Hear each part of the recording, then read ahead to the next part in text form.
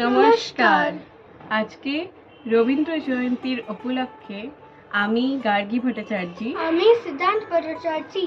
আমরা একটু গান গাইব আর রবীন্দ্রনাথ ঠাকুরের বিষয়ে আপনাদেরকে জানাবো। সিদ্ধান্ত। Rabindranath Tagore was a great poet. He was born on 7th May 1861 in Kolkata. He was also a writer, painter, and a philosopher. He wrote the national anthem of India. He was called a Gurudev. His famous book is Gitanjali.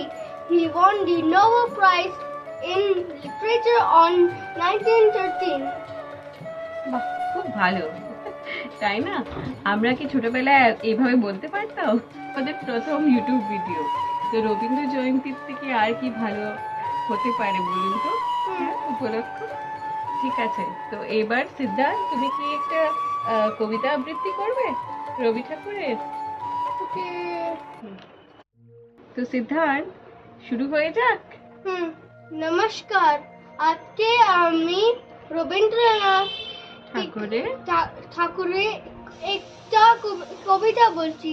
আমাদের ছোট নদী, আমাদের ছোট নদী চলে আঁকে বাঁকে, পয়সার মাছে তাই এত জল তাকে, পার হয়ে যায় গরু, পার হয়ে গাড়ি, দুই তাক উঁচু দাঁড় ঢালু তাল পারি। ধন্যবাদ। বাহ বাহ বাহ বাহ। Today my mother is going to tell a small poem written by Rabi Thakur. তো ঠিক আছে, রবি ঠাকুরের লেখা একটা আবৃত্তি করলাম। হেমুর চিত্ত পুণ্য তীর্থে জাগরে ধীরে, এই ভারতের মহামানবের সাগরে তীরে, হেথায় দাঁড়ায় দু বাহু বাড়ায়, নমি নর দেবতারে, উদার ছন্দে পরমানন্দে বন্দন করি তারে।